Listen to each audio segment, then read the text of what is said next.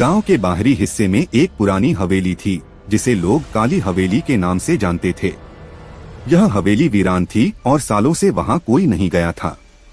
गांव में हर कोई कहता था कि वहां आत्माओं का वास है।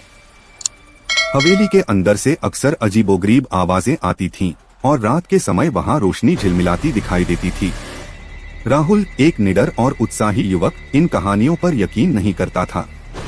उसे यह सब महज अफवाहें लगती थीं। उसने तय किया कि वह काली हवेली के रहस्य को सुलझाएगा। एक रात राहुल ने अपने दोस्तों को चुनौती दी कि वे उसके साथ चलें, लेकिन डर के मारे सभी ने मना कर दिया। राहुल ने अकेले ही जाने की ठान ली। अगले दिन वह एक टॉर्च और अपने कैमरे के साथ हवेली की ओर बढ़ा। हवेली के गेट पर पहुंचते ही ठंडी हवा के झोंके ने उसका स्वागत किया।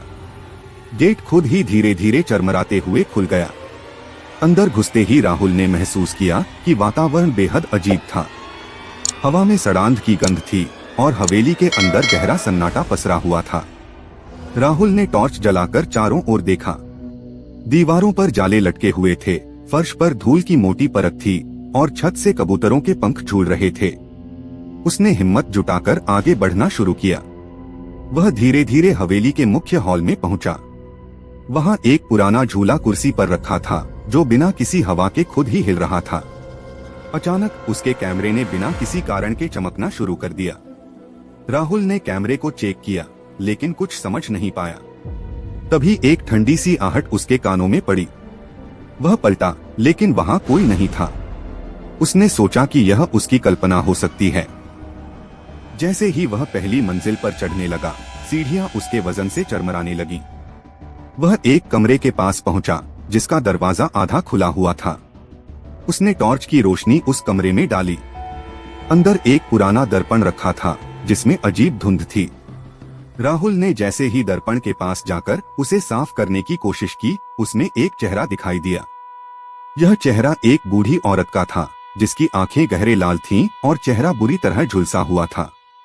राहुल डर के मारे पीछे हट गया। वह वहां से भागने की कोशिश करने लगा, लेकिन दरवाजा खुद ही बंद हो गया। कमरे में अजीबोगरीब आवाजें गूंजने लगीं। तुमने हमें क्यों परेशान किया? एक डरावनी आवाज गूंजी। राहुल ने कांपते हुए कहा, मैं सिर्फ सच्चाई जानना चाहता हूँ। आवाज ने कहा, यह हवेली एक बार खुशियों से भरी हुई थी, लेकिन लालच और धोखे ने इसे बर्बाद कर दिया। मैं इस हवेली की मालकिन थी। मेरे अपने ही परिवार ने मुझे मारकर इस हवेली पर कब्जा कर लिया। अब मेरी आत्मा यहाँ कैद है। कोई मुझे शांति नहीं देता। राहुल ने डरते हुए कहा, मैं आपकी मदद कैसे कर सकता हूँ? आवाज ने उत्तर दिया, मेरी आत्मा को मुक्ति दिलाओ। उस दर्पण को तोड़ दो। इसमें मेरी आत्मा कैद है। राहुल ने दर्पण को तोड़ने की कोशिश की, लेकिन जैसे ही उसने दर्पण पर हाथ रखा, एक अदृश्य शक्ति ने उसे पीछे धकेल दिया। वह फिर से खड़ा हुआ और पूरी ताकत से दर्पण पर प्रहार किया। दर्पण टूटते ही एक चीख पूरे हवेली में गूंज उठी। उसके बाद हवेली में सन्नाटा छा गया। राहुल ने भागकर हवेली से बाहर कदम रखा। उसने देखा कि हवेली अब धीरे धीरे ध्वस्त हो रही थी, मानो किसी श्राप से मुक्त हो गई हो। वह गांव वापस लौटा और अपनी कहानी सबको सुनाई। उसके बाद काली हवेली का नाम केवल यादों में बचा रह गया, लेकिन राहुल के दिल में हमेशा यह घटना एक गहरी छाप छोड़ गई। उसने समझ लिया कि कुछ रहस्यों को उजागर करने से पहले उनकी गहराई को समझना जरूरी होता है।